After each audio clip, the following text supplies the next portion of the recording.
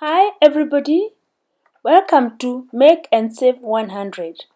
The topic for this discussion is minimizing risks to avoid financial pitfalls. I have the honor and the privilege to introduce Pauline Ngoru, who will share this topic. Joining us for the Q&A is Nilesh Shah, Chairman, Tapo Industries. Watch till the end of the discussion to get all the lines. We are glad you've tuned in.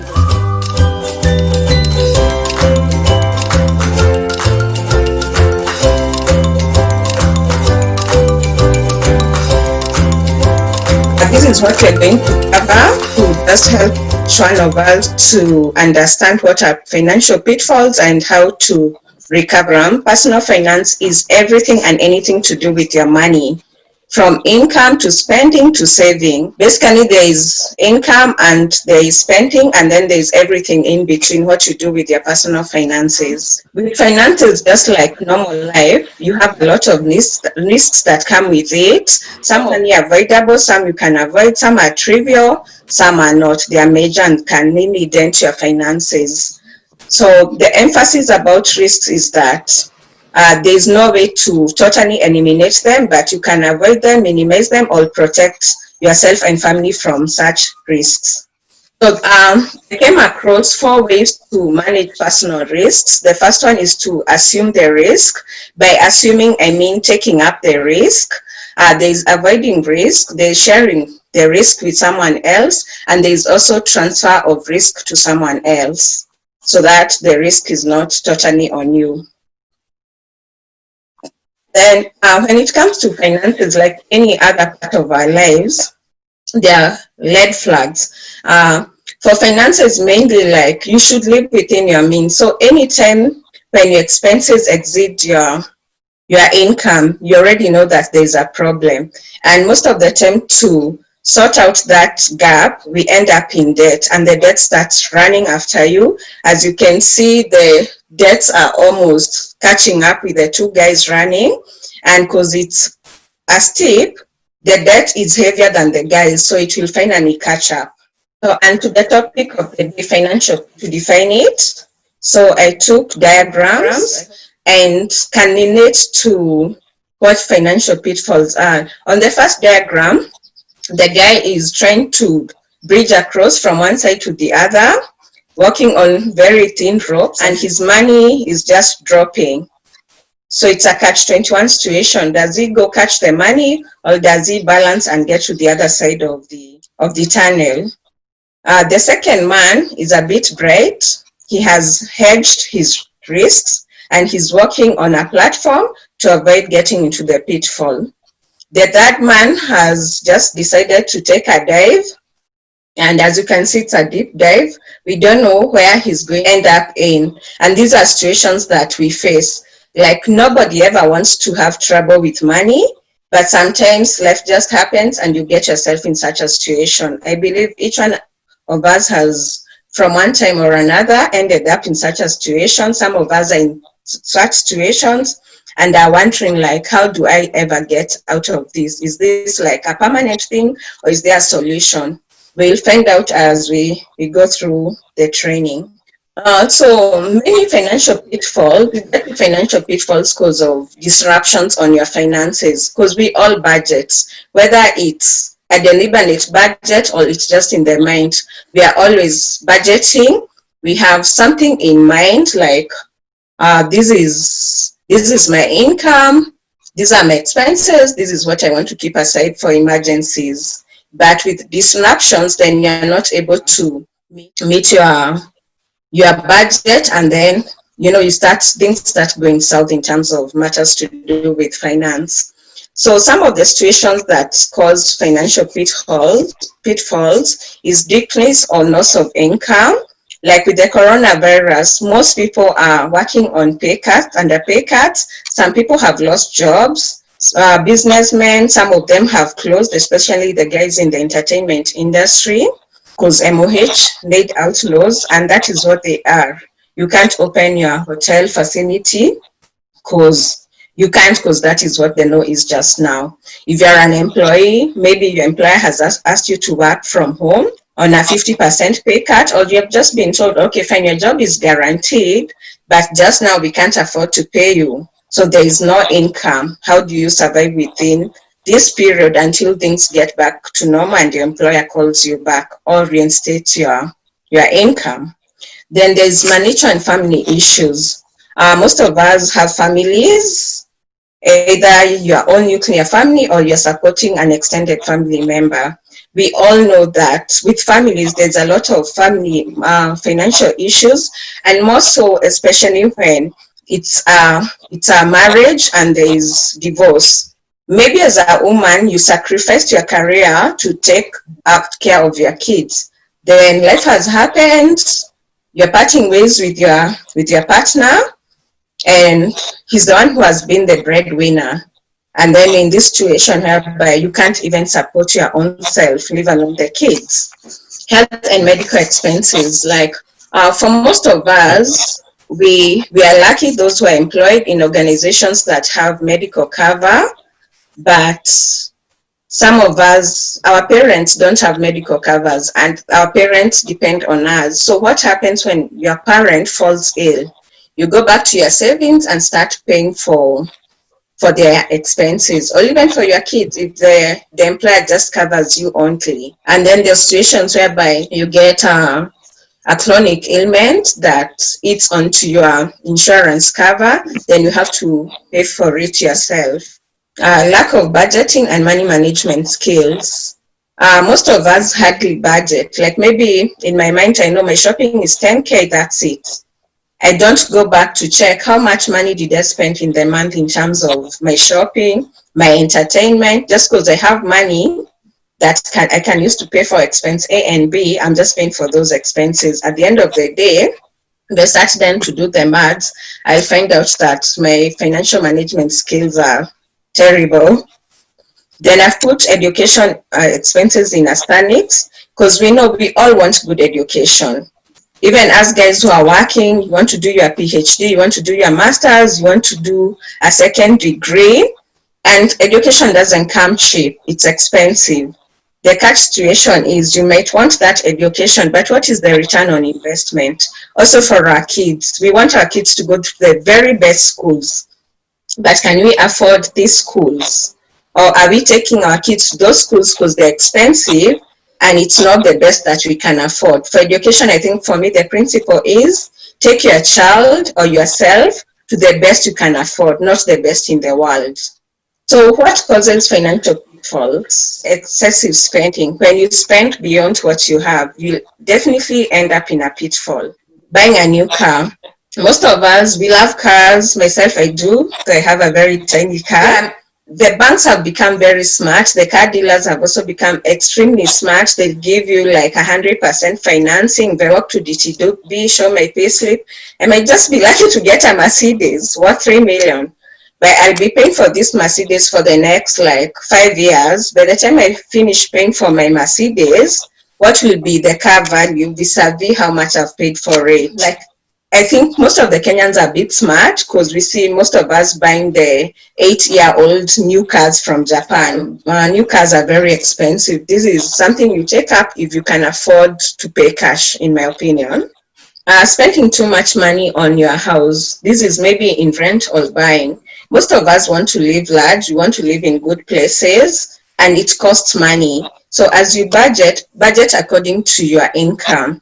You can't be earning, for argument's sake, 50,000 and you're living in a house that is 40K. So how are you going to meet your other obligations? Also, when you're buying or building a house, we all love big houses. For some reason in the human life, we think big houses is a symbol of status. So I'll put up a house that is 6-bedroom, all en suite. I only have 2 kids. In 3 years, my son will be in uni. The daughter in the next 8 years, she'll be gone. I'll be left alone in a 6-bedroom house that I don't need. But most of the time, you're not thinking about that. You're thinking, okay, fine, I'm going to live in Syokimau. This is the kind of houses people are building. And I don't want to have a small house. Using your house as debt collateral. Fine, you've bought property. I know we are Kenyans. Almost everyone has a plot in Joska, Kamunu, Kitengela, Kiambu, wherever. Then you put up a nice house. Then you're in financial problems. You take your title to the bank. They give you money. They are happy because it's guaranteed you'll pay. If you don't pay, they'll pay. They'll sell your house. But that is risking like a part of your life. You've worked so hard for that house. Why charge it for something else that is not to do with it? Like, I think that's a risk that we shouldn't take as humans. As much as you might be pushed, try and not take such a risk.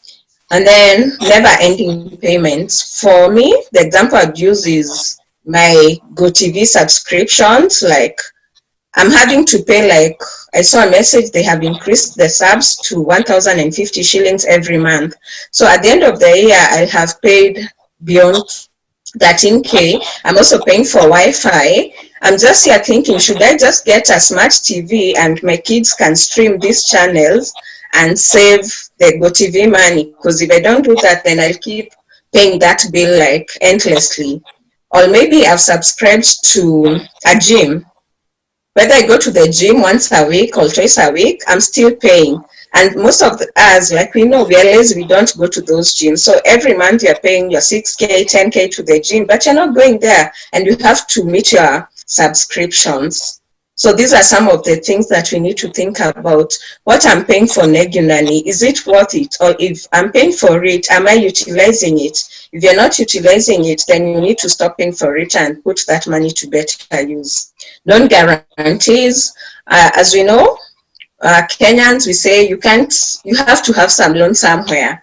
Sako, Chama, wherever, for you to do a few things here and there, maybe to improve on an item or to maybe pay school fees, etc. But when you guarantee someone a loan, be sure that you're ready to take that risk, and it's a risk that will not affect your livelihood or of your family should that person default. I'll go back to the Corona experience. Most of us, like, if your salary comes on the 20th, by 18th you're broke, because you know on the 20th I'm going to have, then come the pandemic, coronavirus is here, now you go home, your pay goes from maybe 100% to 60 or 50% or to 0%. You don't have any savings. What happens? So guys, try and save. And as you save, make sure you're investing. Investing, I don't mean putting your money in a bank account that doesn't earn interest. Put your money in maybe a fixed deposit that will give you some interest, or put it in a money market fund where you have some guaranteed income. And also invest wisely. Like, we are buying plots and some pieces of land here and there to see them accumulate in the future. But we are forgetting the loss in the value of money. If I'm buying something worth maybe 50 million today and it's giving me a return of 1%, is it really worth it? I'd rather put that money maybe in a high interest account that will give me 10% as opposed to 1%. But again, like Bob Colimo said, Kenyans are very emotive about land. So let's think about it. Let's, like, when you invest, make sure that the investment is earning you money. It's living on borrowed money. Kenya mobile money loans, like there's Tala, there's Mshwani, there's KCB, there's so many of them. So most of us, what we do, when I go to the supermarket, I fill my trolley. Before I get to the cashier, I'm like, Tala, loan this amount, pay. Then as I leave the mall, I see a butter shop, 50% discount, I get in, buy a shoe, KCB, credit, pay. By the end of the day, you have so much credit, you have so much money borrowed on these apps on your credit card until you don't know how to pay. Then what happens? You take your savings and start paying those debts. So which means that you're eating onto your savings, and maybe the savings won't clear the debts that you have.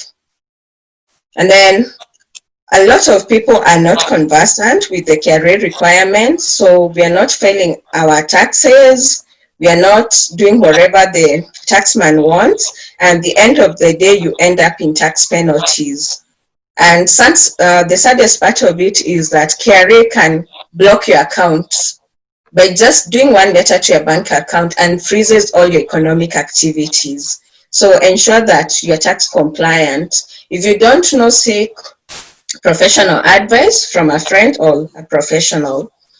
Then there's matters of the heart. This is a very sensitive area, but it's the truth. People have lost money, I included, by letting the heart rule. Money can't buy you love. You'll do anything and everything for someone that you love, but if they don't love you, sharing them with money will not help. Many men and women out there have lost a lot of money trying to build relationships. Like, also when you go into a relationship, try and do your maths. Like, it's about emotions, it's not about your bank account. I'm not saying that you shouldn't treat your loved one, but be wise about it. Don't let them take financial advantage over you. Then as persons, we also want to invest, because we are being told, you can't just work, you need to put in money and make your money work for you. But where are you putting this money to grow it? So there's get rich schemes, some pyramid schemes. We all know about Daisy, those who are old like me. In the younger generation, there are other ways that people are losing money. You're told, bring it this much, and now 2 people to join, then they'll give you their contribution. It's a pyramid scheme. Somewhere along the line, it's going to collapse. And when it does, you lose out. With these get rich schemes, only the first few people who join, and the rest are the ones who pay for whatever the person who started the scheme wanted from it, because they don't start it to help people, they also start it to gain financially. Then there's the stock market. We all want to buy shares, we want to buy bids, we want to own a share in Safaricom, in KCB, because these companies are doing well. But it's not good to buy shares if you're not going to trade in the shares. Personally, I bought Mumia shares a few years ago. I think it was 9 years ago. Mumias was doing well. Then we all know Mumias now doesn't exist. Shares that I bought for 80 bob, there was 30 cents. I didn't sell them. I wish I'd sold them when maybe they were 85 shillings. But just now, like, who would even want to buy shares from Mumia shares? No one. So like, when you invest in stock market, get someone who is aware, who is savvy to trade the shares for you so that they're making for you money. Don't just wait for the dividend to come. Investment in chamas. These affect most women. I don't think there's a woman who's not in a chama. So a chama might just be a merry-go-round. You go have your chapatis, your pilau, you gossip, put the money on the table. Whoever is taking the 10, 50K takes. Next month, the same thing happens. But are you growing the chama, or is it just, like, if I'm saving 1,000 every month for me to get 12K at the end of the month, I'd rather do that saving for myself. I want a chama that builds me. Then the other flip side I've seen of chamas from experience, when I was young, I was in very, very many active chamas, and there was a lot of commitment. And as we grew older, people got married, people got babies, people got jobs, people grew in their careers. The chama fell off from their priority list. So you might find out that some of the older people, my generation, we were in these chamas that bought huge assets, but those assets are not working for you, because you have drifted, not because you're enemies, but because everybody is trying to push something other than what the other person is pushing. Someone is building, someone is starting a family, you're not at the same level anymore. So your money is just sitting idle, it's not working for you. And this is investments you have done over the years, like maybe 5 years, 8 years, or even 10 years. So for every chama, you should have your end game. Know that, is this a lifetime thing? If it's a lifetime thing, this is what we're going to do to ensure that you don't get stuck. If it's a short-term thing, these are the goals. We're going to buy property, maybe 20 acres of land in the next 5 years, sell them in the next 7 years, and wind up. Like, have some vision for the chama and ensure that you're pushing towards achieving it. We all want to be businessmen. I don't think there is anyone Kenyan who wants to be a permanent employee.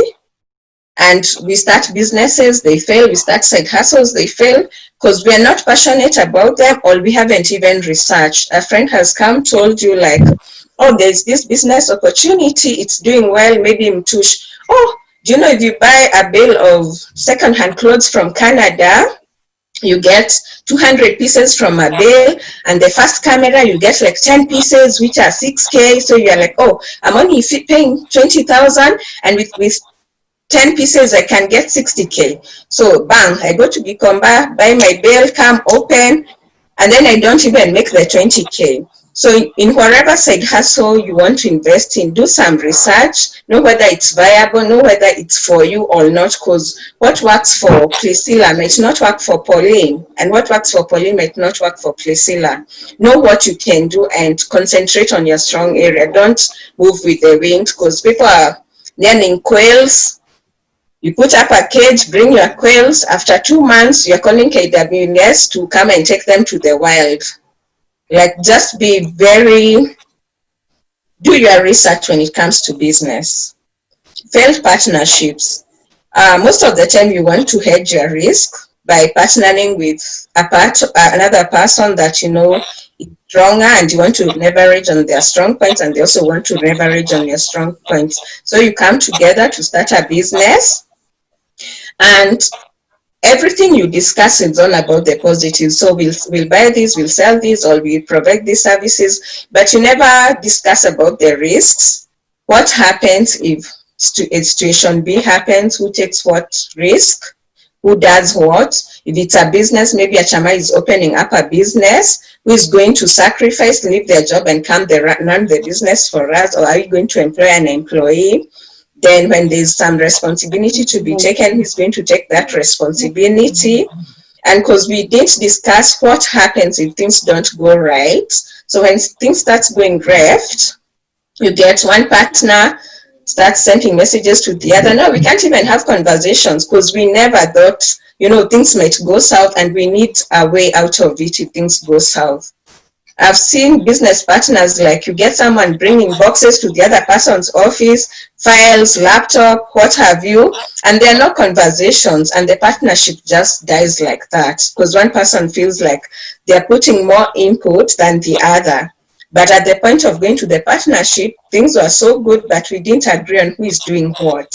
So the partnership might have had a lot of potential, but because things were not discussed and laid out properly, then you get the partnership just dying.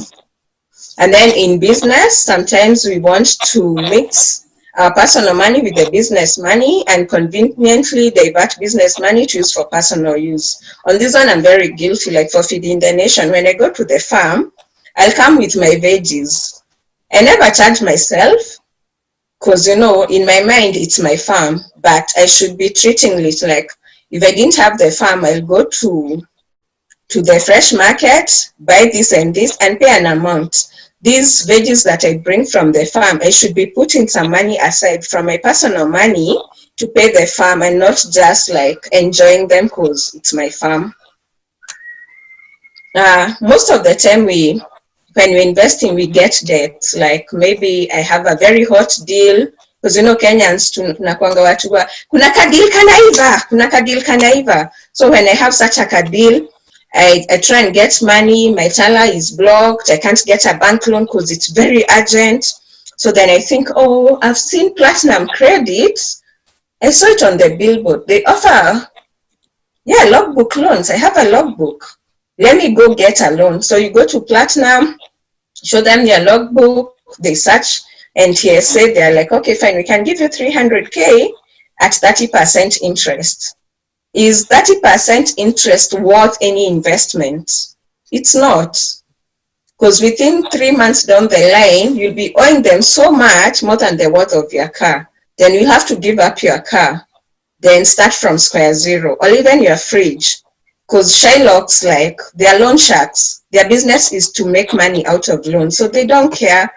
They'll get your money and you'll be the one suffering at the end of it. So anytime you're taking debt, just do your calculations. Is it better to take it from Tyler? Is it better to take it from a friend, from family, or is it better to take it from Circle? As much I've said, like, you can consider taking a loan from family or a friend.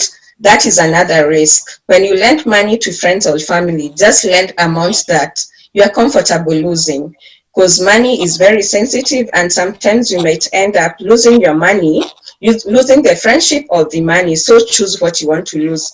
And to keep the friendship and family ties going, for me, I would say lend what you are willing to lose, so that if the money doesn't come, you're comfortable. If somebody comes asking for 20K and you have a 2K that you can spare, give them the 2K and spare yourself the heartbreak that the 20K would have brought. Then the other one is mixing friendship with business. So most of us, like, I pass through my friend's place because she's selling outfits. Oh, APC, what do you have? Oh, this, I fit. Oh, they're looking nice on me. I have this board meeting on Monday. I'm going to meet with, KCB. I must look the part. So how much is it? 10K. 10K nitakulipa end month. So I take the money, go. Then end month I come, I'm doing my budget. I'm like, no, because I honestly didn't need these things, and my budget is now showing me you can't afford to pay her. I start changing routes. I don't pass through the shop. So she's calling me end month, like, please remember you owe me. I'm like, tutaonana, and then I'm not paying her. So I'm making her suffer and at the same time straining my friendship. So it's both ways. As a friend, as much as you're promoting a fellow friend, don't take credit if you're not going to pay, or just tell her to keep for you the stuff. When you have money, come give your money, take the stuff. That way she still has her stuff. You just have, the only thing you need to do is pick up the pieces, and you can achieve success at the end of it. This guy has managed, he's almost getting from the pitfall. So yeah, you can do it. I've developed through research a few T steps on how to overcome, recover. So number one is accepting the situation. Like we all know, in any situation, the first step towards healing is acceptance. So accept the situation, know where you are, and be ready to take what it takes. Then take stock. This one is literally asking yourself the 5 questions. What are my remaining assets? How much money do I owe? How much money do I bring each month? What is my credit worth? Are there any long-term implications, like maybe chronic illnesses that I have acquired over time that I need to include in my plan? Define your goal. You can subdivide your goals to small objectives so that they're easier to meet. And remember, your goal and all objectives have to be SMART. Develop your plan so that you can bridge from where you are, A, to B, where you want to be. Take action. Remember, until you don't take action, you won't have any tangible results. And then correct and adjust. As you walk through this journey, you might find out that, okay, my loans were 3 million. I planned to pay within 5 years, but I got a salary increment. So am I going to adjust my lifestyle, or am I going to clear my loans first and find out that I'm cutting my 5 years to 3 years? And also learn from your experience and mistakes, and also try and impact someone else. If you see someone making the same mistake you have done, don't watch them go into the pit. Talk to them before they get into the pit, because most of our peers will come to us, oh, this is what I'm doing, can you guarantee me a loan? You're like, someone wants to take a holiday, they've come to you for you to guarantee them for the loan, but you're doing it. You need to stop that person and tell him or her a holiday is not necessary at this point. If you can't afford it, if you can't afford to pay for rich cash, forget it until you can pay for rich cash. So I'm almost coming to the end of my presentation.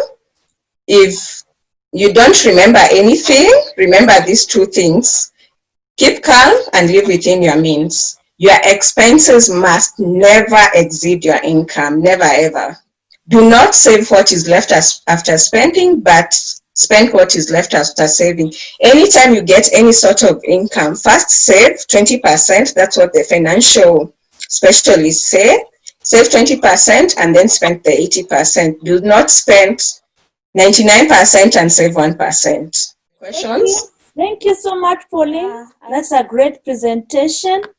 And I can see participants saying that that was a great presentation. Irene Moai, Jude Bill, Violet, Eda, and many more. We have questions. Can one invest in the stock market safely? So kindly take it up, Pauline, as you answer the question, and also invite Nilesh. Okay, thank you, Hortensia. Yes. I'd like to first invite Nilesh. Nilesh is allow me unmute him. Kindly. Okay. Yeah. There you go. Okay, sorry about that. Thank you, Nilesh, for coming. Ladies and gentlemen, Nilesh is a focal point for my life because he has been my mentor. So when I was taking my MBA, we are asked to choose mentors. So I went to Nilesh, I told him, I have an assignment for you. You are my mentor for my MBA and you can't say no. But the catch is, if I pass, we pass. If I fail, you fail. So even when I was called to give this presentation, I told him I have this presentation and we are walking the journey together. So initially he had mentioned he had internet problems, but I'm happy he's here. Nilesh is the founder and the chairman of Tapo Industries. He has branches in Tanzania and Uganda. He has had like 40 years experience in more than 40 years because the company is older than me. Oh shit, it's like I'm telling you guys my age. So he has had a lot of experience in the business industries. He has had his down moments, he has had his up moments, and he has survived the business. So from time to time, I'll call him to answer some of the questions. So like if you have any business questions, please put them through for him. Nilesh, welcome. You can say something. Thank you. I've been listening partly. I had as usual internet issues, but anyway, I'm glad to be on this forum, and I think you have learned many things, and nowadays I think I will start learning from you. Okay, thank you. I'm humbled. So going back to the question on money markets, for me, this is a new concept. I actually learned about it this year because what I've been doing, I've been saving my money in a fixed deposit account. Then my friend, she's called Eve. We're just talking and then she was like, how do you save your money? I was like, no, I fix my money that I don't want to use so that I can't touch it. And how much is the bank giving? I was like, about maybe 4%. She was like, okay, I know you don't believe in insurance, but go study about Britam, study about CIC, and she started sending me articles about money markets. So basically at the money market, you transfer the risk to insurance. They'll do the investment on your behalf and they'll give you a return. Depending on the money, there's a charge. Like if it's a huge amount of money, they'll charge you like 2% to manage your portfolio. If it's not much, it's a straight like maybe 6 to 7%, and the interest is calculated every month. So there are policies that start from 1K going up. So there are different insurance companies. Maybe for the next training, Hortensia can invite someone who is more versed on this because it's not my field. But I know their returns are better than a fixed deposit account, and you can withdraw your money within 48 hours notice. Okay, Pauline, I don't know whether you're done. We have another question. Pauline, you can hear me? Yes, I can hear you. Yes, you have another question, or you can ask Nilesh to answer. What are the best investment platforms to use? It's asked by Patricia Mwangangi. What are the best investment platforms to use? It's a question. Nilesh, are you there? You can take that question. I heard this will be purely personal comments, okay? And what I read from many places, and when we say investments, it's not necessarily money. I have read that the best investment you can make is to make investment in yourself, okay? So which means that first you start whatever helps you better yourself. So that's the first thing. But if we are coming to the where to park your money.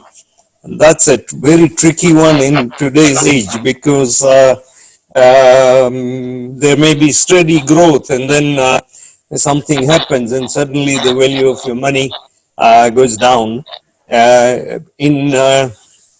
In business or economics, we have something called the purchasing power of your money, which is probably more important than money itself, because what does your money buy?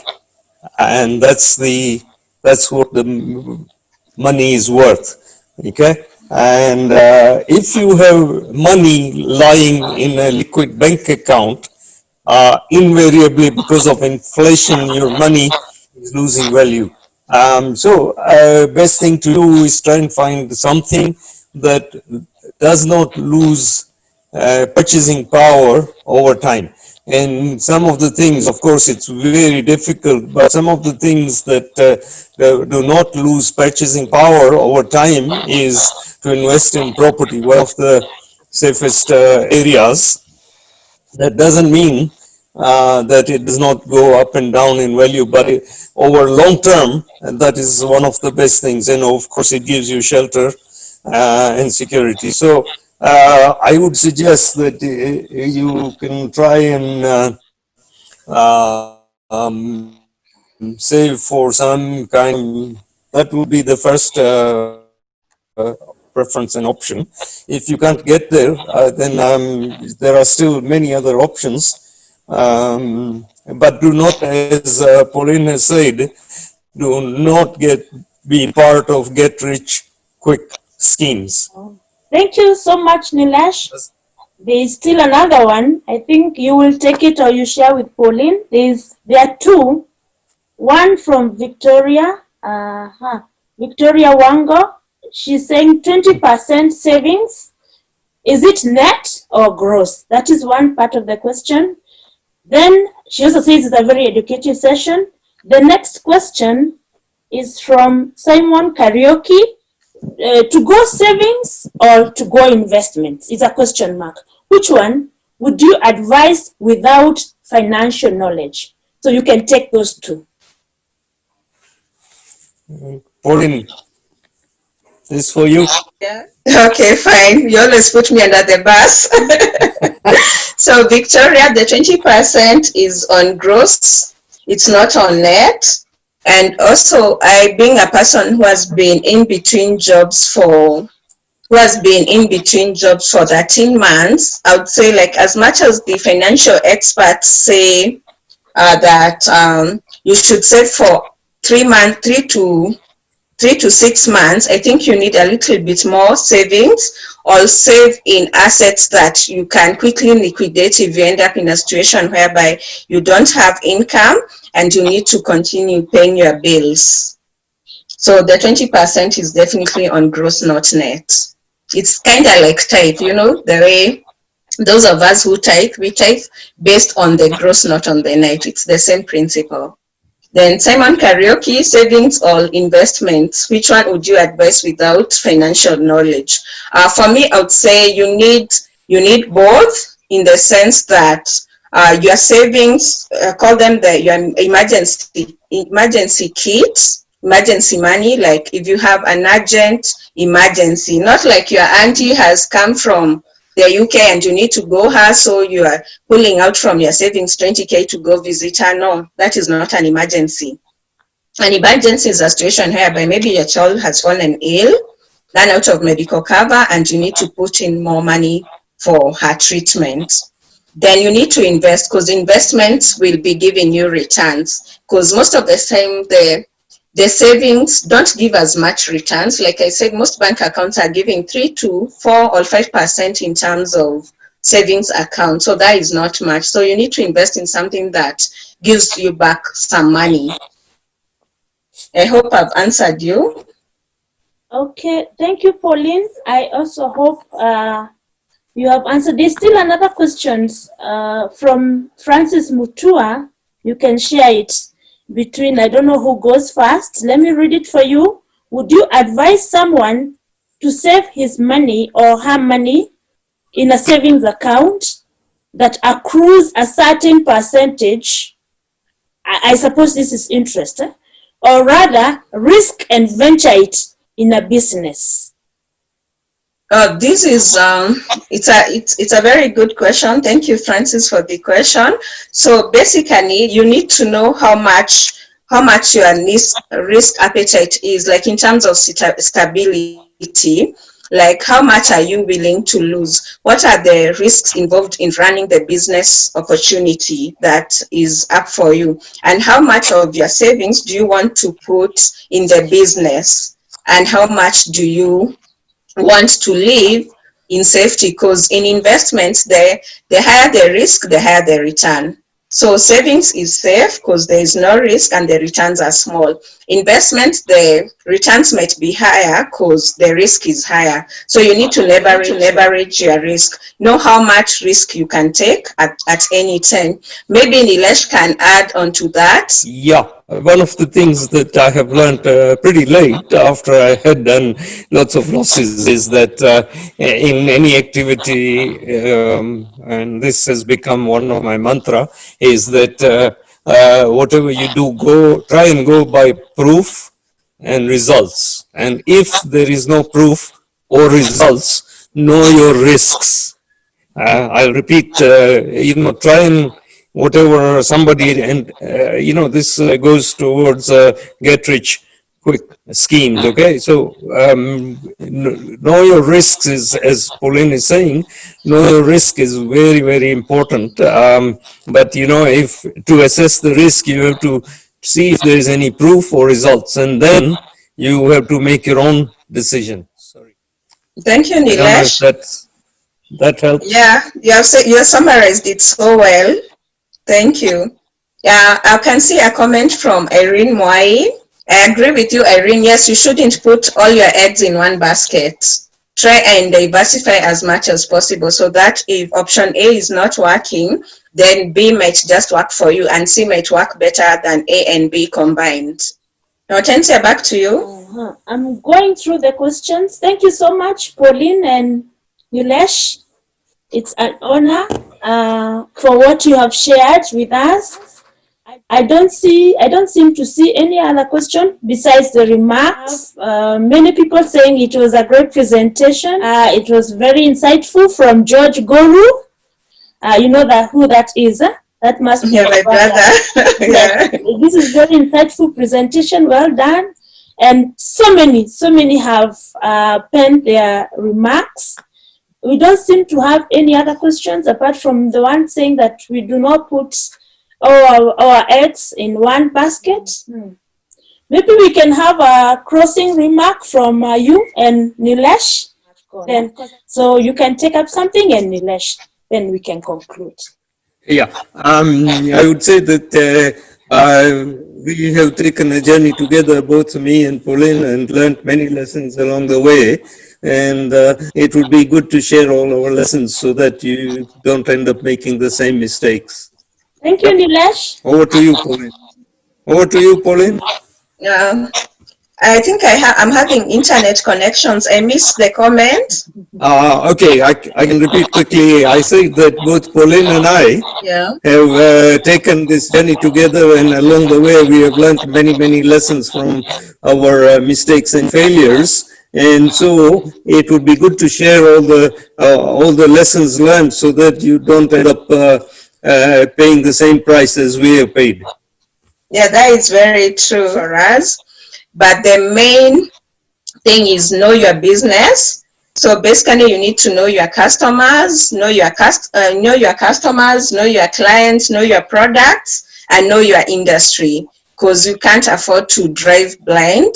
Because some customers might just come in with very good orders, and like a time like now, there are no orders, so you get excited just to find out the customer is not legit after you have maybe delivered the goods. So you have to really know your customers, understand there's a customer who was coming, a salesperson comes to Nilesh, I have this inquiry, then Nilesh says, hold on, I can call so and so to ask about this customer. I didn't know that part of business, and it has really helped us a lot.